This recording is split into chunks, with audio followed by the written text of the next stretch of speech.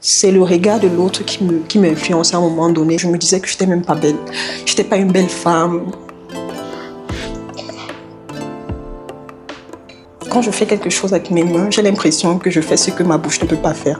J'avais cette amie-là qui remarquait que je n'arrivais pas à me défendre toute seule. Elle me disait tout, mais pourquoi tu te négliges? Pourquoi tu n'as pas confiance en toi? Pourquoi alors que tu es? Tu es encore en contact avec cette amie? Oui. Comment est-ce qu'elle s'appelle? Elle s'appelle Myriam Inchon.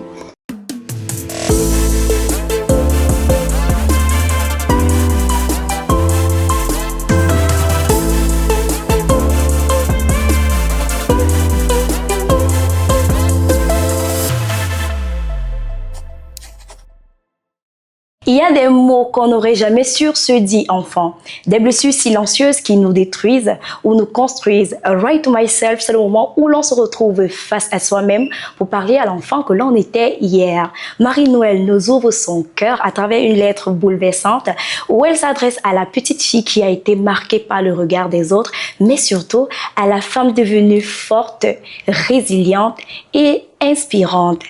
Bienvenue dans Right to Myself. Bonjour Marie-Noël. Bonjour. Et bienvenue sur ce plateau. Merci. J'espère que tu vas bien. Oui, je vais bien. Merci. C'est un honneur, comme toujours, d'avoir une aussi belle et charmante personne sur notre plateau de Right to Myself. Merci.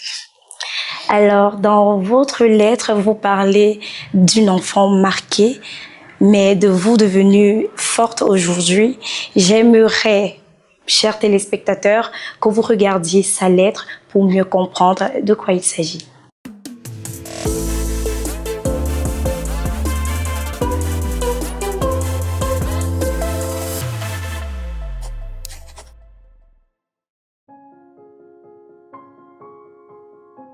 Ma chère petite Marie-Noël, je sais que c'était dur parfois. Je veux que tu saches que tu n'es pas seule. Je suis là pour toi, pour t'écouter et te dire que tu es aimée et précieuse quoi qu'il arrive. Je me souviens des moments où les mots ne venaient pas, où tu te sentais coincée et frustrée. Je me souviens des gens qui te regardaient avec pitié, des enfants qui se moquaient et les adultes qui ne savaient pas quoi dire. Je me souviens de la douleur et de la honte que tu as ressentie. Mais je veux que tu saches que tu es plus que ces moments difficiles. Tu es une survivante, tu es une guerrière qui a appris à se battre pour ce qu'elle veut. Tu es une artiste, une créative qui a trouvé des moyens de s'exprimer malgré tout. Aujourd'hui, je veux te dire que je suis incroyablement fière de la femme que tu es devenue. Tu as surmonté tes peurs, tu as travaillé dur et tu as réussi à faire de ta différence une force. Tu es une source d'inspiration pour les autres. Tu as un cœur en or. Je suis là pour toi, maintenant et pour toujours. Et je veux que tu saches que tu es aimée, acceptée et célébrée exactement comme tu es. Je t'aime, ma petite boule d'énergie. Marie-Noël du futur.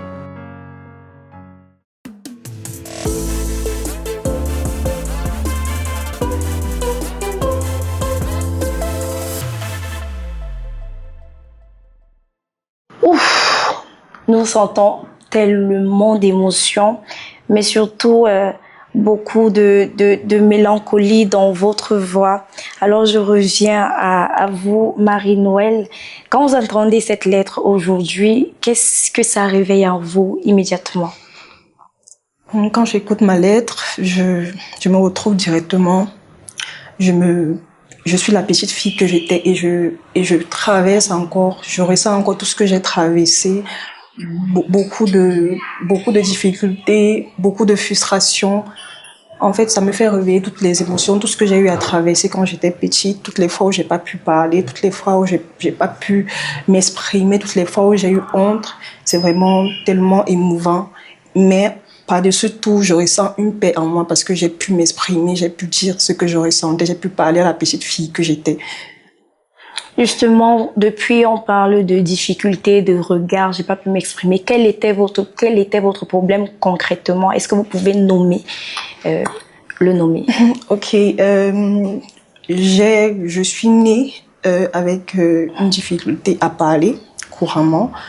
Donc, on appelle cette difficulté le bégaiement. Je n'arrivais pas à m'exprimer couramment, je n'arrivais pas à placer les mots, je n'arrivais pas à sortir ce que j'avais en moi. Par exemple, si je veux dire comment tu vas, je me retrouvais en train de segmenter comment tu vas en plus. Bref, je n'arrivais pas à m'exprimer couramment comme d'autres enfants. Donc, c'est cette difficulté-là que j'ai eue depuis que je suis petite. Depuis que je suis petite, je n'arrivais pas à m'exprimer, je n'arrivais pas à parler couramment comme d'autres enfants. Et ça a été tellement frustrant pour moi, vraiment difficile pour moi, parce que je n'arrivais pas à être comme d'autres enfants. Donc voilà la difficulté que j'ai eue depuis que je suis petite. Je peux vous tutoyer? Oui, bien sûr, madame. C'était difficile à quel point? Est-ce que tu avais des tics? Parce qu'il y a des personnes qui bégayent, ça passe, mais est-ce que tu faisais des tics particulièrement? Bon, moi, particulièrement, je n'arrivais pas à m'exprimer. Et quand je voulais parler, je me retrouvais en train de taper ma main, je me retrouvais en train de bouger ma tête. En fait, c'était un réflexe. J'avais l'impression que quand je tapais ma main, ça faisait en sorte que les mots viennent. Et quand je tournais la tête, bien quand je secouais la tête, les mots venaient. Donc pour moi, c'était un exercice pour moi quand j'étais petite. Donc il fallait que je tape les pieds, il fallait que parfois je me retrouvais même en train de me secouer pour que les mots sortent en fait. Donc c'était comme ça que je m'exprimais, je n'arrivais pas à sortir les mots et pour que les mots sortent, je me retrouvais en train de taper la main, je me retrouvais en train de tourner ma tête pour que les mots sortent. Donc, avec d'autres enfants, ce n'était pas facile? Oui, c'était pas facile. C'était vraiment pas facile parce que j'étais différente. J'étais différente des autres. Je n'arrivais pas étant donné que c'était des enfants, ils n'arrivaient pas à me comprendre. Eux, c'était pas normal que leurs amis, leurs camarades aient cette difficulté-là à parler. En fait, je n'arrivais pas à être comprise par les autres. Donc, c'était vraiment difficile. Et ça engendrait des moqueries. On se moquait de moi. Parfois, on me tirait. Quand je tape la main, on m'imite, on commence à faire. Donc, quand je tape ma main, les autres sont en train de taper les mains en se moquant. Quand les mots ne sortent pas, ils éclatent de rire. C'était vraiment difficile pour moi. C'est très difficile, je vous assure, parce que les enfants, ils n'arrivent pas à comprendre certaines choses. Ils ne se mettent pas forcément à la place des autres. Donc, pour eux, c'était un peu comme si j'étais pas normale, comme si j'étais sortie d'une autre planète, je vais dire ça comme ça. On parle de quel âge là? Bon, j'ai commencé consciemment parce que quand je suis née, étant donné que je ne parlais pas, donc ça ne se voyait pas.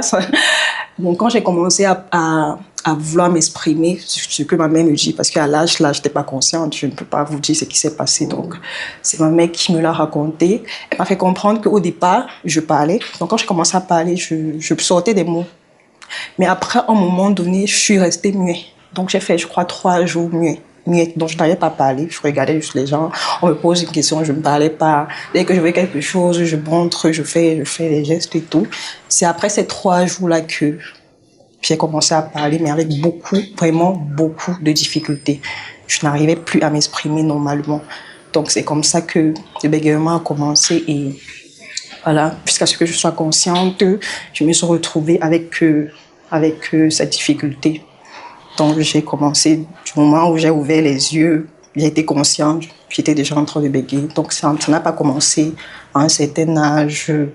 Justement, tu as ouvert les yeux. Oui. Ça a été difficile, le plus difficile à quel âge? Ces moqueries, ce regard, les enfants qui t'imitaient et tout.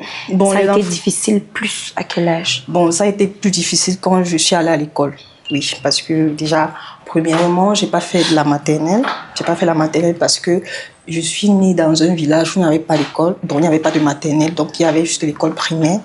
Quand j'ai commencé au village, c'était pas aussi difficile que ça parce que toute ma famille était bègue, donc les gens étaient déjà habitués. Mais quand je suis allée en ville, à l'école, étant donné que j'étais nouvelle, on ne me connaissait pas, on connaissait pas ma famille, tout ça. C'était tellement difficile parce que chaque fois que je voulais parler, je n'arrivais pas à m'exprimer. C'était vraiment des moqueries.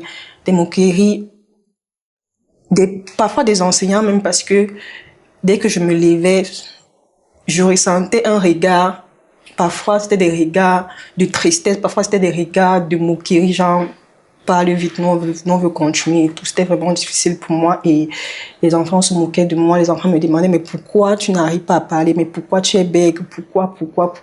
C'était vraiment difficile. Donc ça a été difficile du moment où je suis quittée du village et je suis allée en ville où les personnes ne connaissaient pas vraiment mon histoire. Les personnes n'étaient pas vraiment habituées à ce que je sois comme ça. Donc c'est à ce moment-là que j'ai commencé à vivre mes frustrations, tout ce qui va avec, parce que c'était vraiment pas difficile, c'était vraiment pas facile pour moi. Est-ce qu'il y a une scène particulière qui t'a marqué et qui, à chaque fois, quand tu penses à cette période où tu étais bègue, tu as encore un ressenti, une douleur? Est-ce qu'il y a un moment, une scène particulière? Bon, déjà, la première scène, c'est toujours quand j'étais à l'école, parce que à l'école, vous savez, il y a plusieurs personnes, il y a plusieurs mentalités qui se retrouvent. Il y a une scène où je voulais parler parce que il faut noter que j'étais très intelligente à l'école, mais parce que j'étais bègue, je n'arrivais pas vraiment à m'exprimer, vous voyez un peu. Je n'arrivais pas à m'exprimer, donc du coup, je pouvais connaître quelque chose. Si un enseignant me pose une question, il pose une question et que je veux parler, je n'arrivais pas à parler. Et déjà, quand je parlais, quand je me levais pour parler, toute la classe se levait, commençait à faire... En fait, un jour, j'ai commencé à parler, toute la classe s'est levée. J'ai commencé, d'autres criaient, d'autres faisaient ouh, d'autres disaient oh, tu bégayes, ton papa. Et bref, les moqueries de toute la salle s'est complètement tournée contre moi. Tout le monde a commencé à se moquer de moi. Et je me souviens encore une autre scène qui m'a vraiment fait de la peine. J'avais une camarade en troisième qui me harcelait vraiment. Elle me harcelait au point où j'avais même déjà peur d'aller à l'école.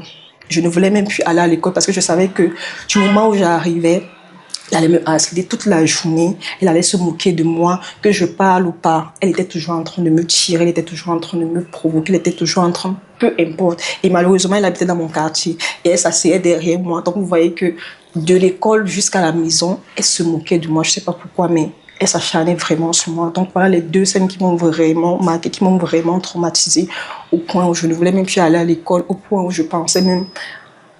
parfois je me disais, mais j'ai l'impression que je ne dois pas exister dans ce monde parce que chaque fois que je veux faire quelque chose, chaque fois que je veux m'exprimer, c'est tellement difficile d'avoir même des amis parce que vous vous retrouvez dans une salle de classe où tout le monde se moque de vous, donc vous n'avez pas quelqu'un à qui vous confier, quelqu'un à qui vous pouvez parler sincèrement sans qu'on se moque de vous. Donc vraiment, voilà deux scènes qui m'ont marqué, vraiment, qui m'ont transformée, qui m'ont vraiment blessée. Tu dis quelque chose là qui m'intéresse. Tu n'avais pas quelqu'un à qui parler. Est-ce que dans tout ce processus, dans toutes ces frustrations, que ce soit à la maison et ailleurs, tu n'avais pas un parent, un ami, quelqu'un à qui tu pouvais raconter ces difficultés et lui dire véritablement tout ce que tu ressentais? Ok.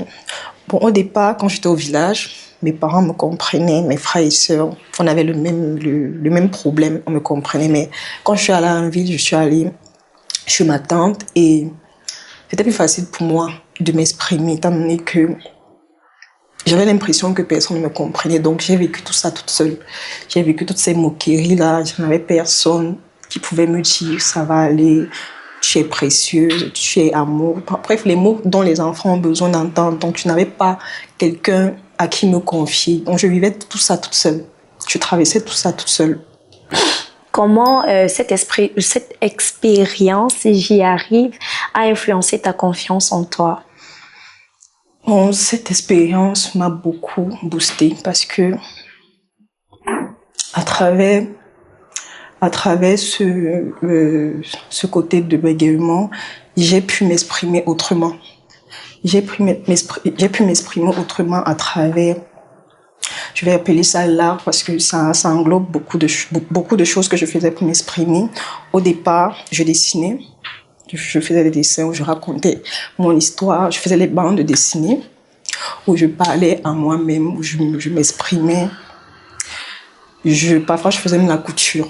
Donc, quand les autres enfants allaient à la pause, moi, je prenais un bout de tissu. J'avais toujours mon bout de tissu avec les guilles. Je m'asseyais sur les tables. Donc, je faisais coudre des robes. Bref, je m'exprimais comme ça. Et quand j'ai grandi aussi, j'ai pu m'exprimer à travers la coiffure. Moi, j'ai toujours l'habitude d'appeler la coiffure là parce que quand je tresse, j'ai l'impression que je racontais une histoire, j'ai l'impression que j'étais en train de montrer à quel point je peux faire quelque chose. En fait, c'est une façon pour moi de m'exprimer. C'était une façon pour moi de m'exprimer. Donc, au départ, c'était la couture, c'était les dessins, mais maintenant, c'est la coiffure. Quand je coiffe, je me dis que certes, je ne pouvais pas m'exprimer. C'est vrai que maintenant, j'arrive quand même déjà à m'exprimer. Mais ça a toujours été, quand je fais quelque chose avec mes mains, j'ai l'impression que je fais ce que ma bouche ne peut pas faire. Je m'exprime à travers mes doigts, je m'exprime parce que j'arrive à faire beaucoup de choses avec mes mains. Donc, ce que je peux pas faire avec ma bouche, je l'exprime avec les mains. C'est beau ça. Donc, voilà. Quelque part, tu as dit dans tes propos que tu avais l'impression que tu ne méritais pas vivre, que tu ne valais rien. À quel moment est-ce que tu as compris que tu étais une belle personne, tu étais une personne créative et que tu méritais avoir la même vie que des personnes qui avaient des facilités à s'exprimer? À quel moment, quel a été le déclic? En terminale, j'avais une amie, j'ai eu une amie, elle est toujours mon amie à présent. J'ai eu une amie, étant donné qu'elle voyait les injustices que je vivais, parce que j'ai été timide jusqu'en terminale, parce que je n'ai pas été timide parce que je suis née timide, je suis devenue timide à cause parce que je n'arrivais pas à m'exprimer, vous voyez. Donc, je n'arrivais pas à m'exprimer. Donc, jusqu'en terminale, j'étais timide. Quand les autres parlaient, j'étais toujours dans mon coin. Quand je vivais des moments difficiles, qu'on me harcelait, j'étais toujours là. Et j'avais cette amie-là qui remarquait que je n'arrivais pas à me défendre toute seule. Donc, à un moment donné, elle a commencé à me défendre. Et chaque fois, elle me disait toujours, est-ce que tu sais que tu es précieuse? Est-ce que tu sais que tu es unique? Est-ce que tu sais? Bref, elle avait toujours des mots de réconfort. Elle me boostait tout le temps. Chaque fois que je disais que non. Parce que déjà, ce bégaiement m'a vraiment rabaissée au point où je me disais que je n'étais même pas belle. Je n'étais pas une belle femme. Parce que tout le temps, on se moquait de moi. Mais elle est arrivée et elle m'a dit, tu es très belle. Tu es très intelligente parce que quand je vois comment tu écris tes notes, parce que j'étais toujours première, j'étais deuxième. Bon, c'est vrai qu'en terminale, c'était un peu cinquième, mais j'étais toujours parmi les 5 premiers. Donc, du coup, elle me disait tout, mais pourquoi tu te négliges? Pourquoi tu n'as pas confiance en toi? Pourquoi? Alors que tu as un potentiel, tu es parfait. Elle me disait toujours des mots. C'est vrai qu'au départ, en terminale, je ne comprenais pas. Mais, comme j'ai eu mon bac, j'ai commencé à aller à l'université, je rencontrais des personnes et chaque fois, c'est vrai que c'est pas elle qui me l'a dit, mais c'est elle qui a boosté cette confiance en moi. C'est elle qui me disait, mais chaque fois que je faisais quelque chose, chaque fois que j'essayais de m'exprimer, que ce soit en parlant, étant donné que c'était toujours un peu difficile, mais quand je parlais, il y avait toujours ces mots-là, j'arrivais toujours à comprendre les autres, j'arrivais toujours à reconfronter les autres, j'arrivais toujours à m'exprimer et à toucher certaines personnes. Donc, chaque fois, les personnes me disaient, mais pourquoi je suis toujours en train de sous-estimer alors que tu peux faire telle chose? Même la coiffure, je ne songeais même pas à la coiffure. Quand je tressais, je me disais juste, ah, c'est pour aider et tout, mais tout le monde me disait, non, tu peux faire ci, tu peux faire ça et tout. C'est vrai qu'il y a certains qui me disaient que tu ne peux pas, mais quand quelqu'un me disait que tu peux, ça me touchait personnellement parce que je me disais, mais c'est vrai que quand je fais ci ou quand je fais ça, ça impacte quand je fais ci ou quand je fais ça. Donc, c'est à partir de là, c'est à partir de cette amie-là que j'ai commencé à avoir confiance en moi. C'est vrai que ce n'est pas, la confiance en soi n'est pas montée directement. D'un coup, oui, mais j'ai commencé à m'aimer, j'ai commencé à me valoriser et c'est de là que tout est parti. Tu es encore en contact avec cette amie? Oui. Comment est-ce qu'elle s'appelle? Elle s'appelle Myriam Inchon. Est-ce que tu peux regarder la caméra et lui faire un message?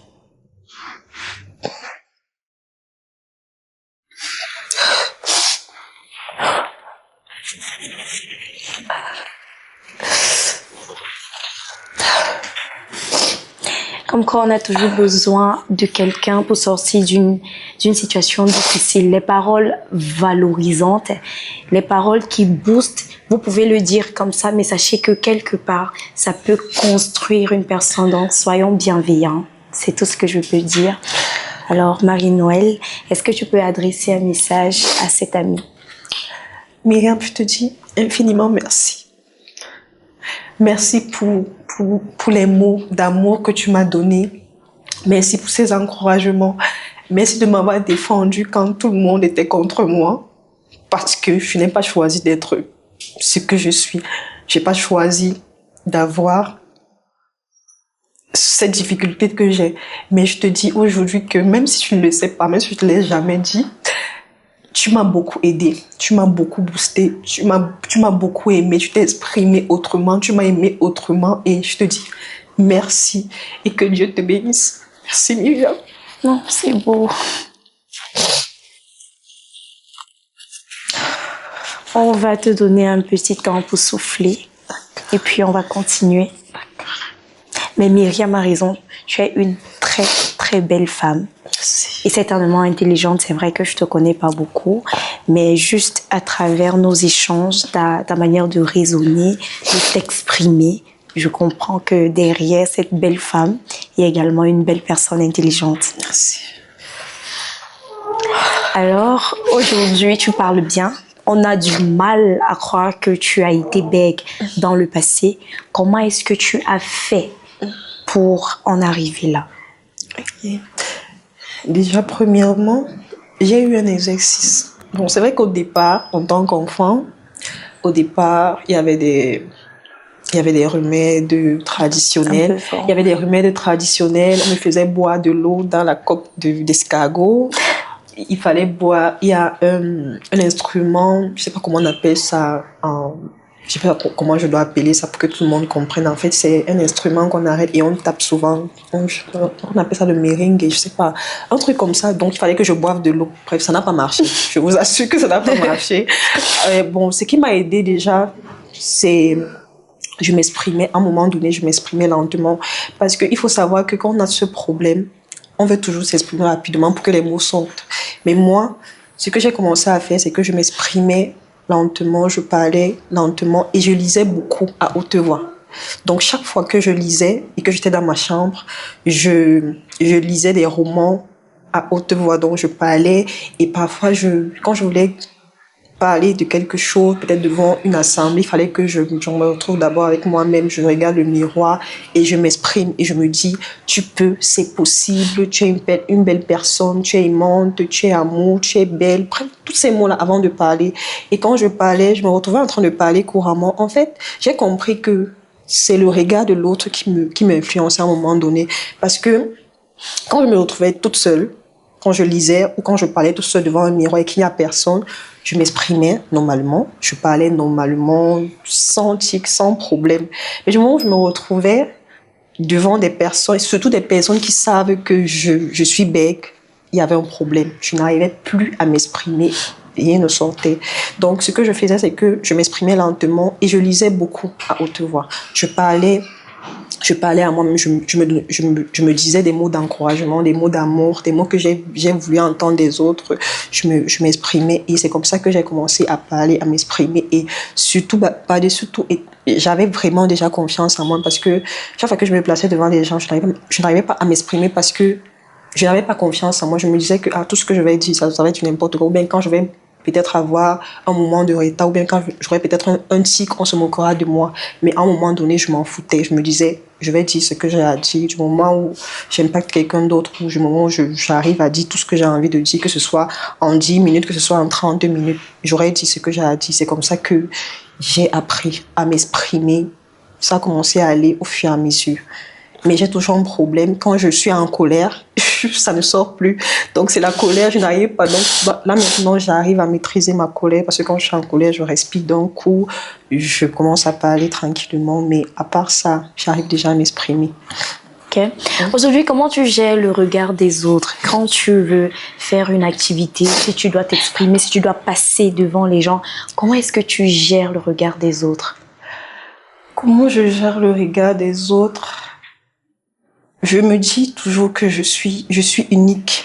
Parce que quand je suis devant une assemblée, quand j'ai quelque chose à transmettre, je me dis toujours, je ne suis pas au-dessus des autres, mais je suis unique. Donc ça veut dire que ce que je vais dire va forcément impacter quelqu'un. Donc je dois le faire pour impacter quelqu'un d'autre. Je dois le faire parce qu'il y a quelqu'un d'autre qui est de l'autre côté, qui a besoin que je parle ou bien qui a besoin que je transmette un savoir. Donc c'est comme ça que chaque fois que je suis devant une assemblée, chaque fois que je suis devant quelqu'un ou que je veux parler, je me dis, peu importe ce qui arrive, j'aurai toujours à dire, je serai toujours... En fait, je suis unique et ce que je vais dire va impacter quelqu'un ou ce que je vais dire aura toujours un sens. Parce que quand tu es bête, je te dis toujours que tout ce que tu vas dire n'aura pas de sens parce que tes mots n'ont pas de valeur. Tu as l'impression que ce que tu dis, les paroles enfuient ce que tu veux dire. Je ne sais pas si vous comprenez. En fait, quand tu parles, tu as envie de transmettre quelque chose. Mais étant donné que tu n'arrives pas à t'exprimer, ça fait en sorte que je te dise que non, ce que tu as en toi ne peut pas impacter, ce que tu as en toi ne peut pas changer quelque chose. Alors tu restes tranquille, tu ne dis rien. Donc voilà un peu, c'est comme ça que je gère le regard des autres. Il y a des enfants qui se sont moqués de toi. Il y a une en particulier en troisième, j'ai retenu, qui s'acharnait sur toi et qui te suivait parfois jusqu'à la maison parce que vous étiez dans le même quartier. Est-ce qu'il arrive que jusqu'à aujourd'hui, tu continues à en vouloir à toutes ces personnes qui t'ont mené la vie dure? Oui, surtout celle de troisième. Surtout celle de troisième. Pourquoi? Parce que je crois qu'en troisième quand même, en troisième, on était déjà à l'âge d'avoir chacun de nous, des traumas qu'on a vécus.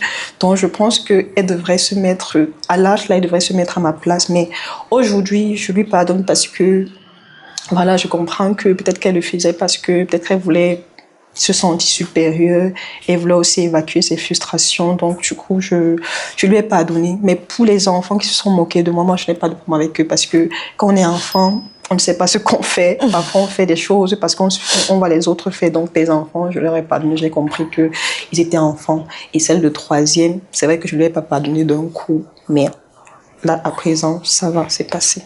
Pardon. Alors, j'aimerais savoir si on met la petite Marie-Noël ici, que penses-tu qu'elle dirait de la femme que tu es devenue? Je suis sûre que la petite Marine est très fière de moi parce que je suis toujours en train de l'impliquer dans tout ce que je fais parce que c'est à travers elle que je trouve la force pour me battre, pour grandir, pour traverser les épreuves parce que chaque fois que je la regarde, comme je vous ai dit tout à l'heure, je vous ai fait comprendre que je cherchais la photo de la petite que j'étais parce que chaque fois que je la vois, je me sens forte. J'ai encore la force de me battre de plus en plus. Donc, je sais qu'elle est fière de moi et je ne suis pas encore arrivée là où elle voulait que j'arrive. Mais je lui promets que je vais y arriver. Je lui promets que je vais je vais y arriver et voilà, je sais qu'elle est fière de moi et je l'aime beaucoup.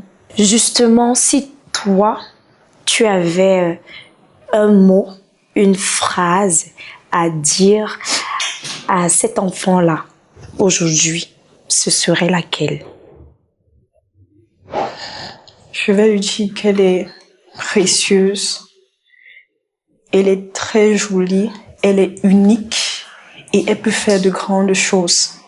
Qu'elle peut faire de grandes choses, peu importe ce qui lui arrive, peu importe ce qu'elle traverse, qu'elle sache qu'elle est unique et qu'elle peut transmettre beaucoup de choses.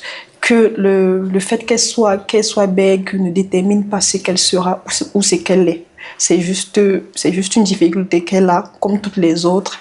Et elle-même, elle a vu que j'ai pu surmonter tout ça parce que au départ, elle croyait que ça n'allait pas aller, mais elle a vu que ça va même déjà. C'est vrai que ça se ressent légèrement, mais je lui dis que toute difficulté qu'elle traverse, que ce soit une difficulté qu'on est né avec, que ce soit une difficulté qu'on traverse dans la vie, c'est possible de surmonter ces difficultés et je l'ai fait. Et vraiment, et toute personne qui traverse ce que j'ai traversé actuellement, je vais lui dire que je suis la preuve vivante que c'est possible. C'est vrai, c'est un handicap, mais c'est possible de surmonter cet handicap. Je suis la preuve vivante. Si j'avais l'opportunité de vous montrer comment, parce que quand je parle, certaines personnes n'arrivent pas à comprendre, mais si j'avais la possibilité de vous montrer celle que j'étais, la petite fille qui tapotait les mains, la petite fille qui n'arrivait pas à s'exprimer, la petite fille qui pensait au suicide parce qu'elle ne vaut rien, et celle que je suis aujourd'hui, vous aurez dû comprendre. Donc, c'est possible. C'est vraiment possible, c'est possible. Dites-vous que c'est possible. Et quand je vous dis que c'est possible, c'est vraiment possible. Donc, croyez en vous et sois au-dessus de tout ça. Tu as déjà fait l'exercice que je vais te demander de faire, c'est-à-dire donner le conseil à un jeune, à un enfant qui traverse la même difficulté que toi. On n'essaiera jamais de le dire. L'objectif de Write to Myself, c'est justement de partager tous ensemble une difficulté, de se donner des solutions. Voilà, j'ai telle difficulté et voici comment est-ce que j'ai fait pour pouvoir la transcender. Donc, merci de t'être prêté au jeu et une fois de plus, merci d'être venu sur ce plateau de Write to Myself. Merci aussi, merci vraiment parce que c'est quelque chose dont j'y pensais mais je savais pas comment faire et ça a été une grande opportunité pour moi de passer ici pour pouvoir m'exprimer et aider ceux qui sont vraiment dans la même difficulté que moi. Donc, merci vraiment à vous aussi. Aider ceux qui sont dans les mêmes difficultés qu'elle, oui, c'est l'objectif même de Write to Myself. Mesdames et messieurs, vous l'aurez compris, c'est ici que s'achève cet épisode. On se dit donc à très vite pour un prochain numéro. Eh bien, c'était encore La Fortune Wenger, la voix du bonheur. Bye bye.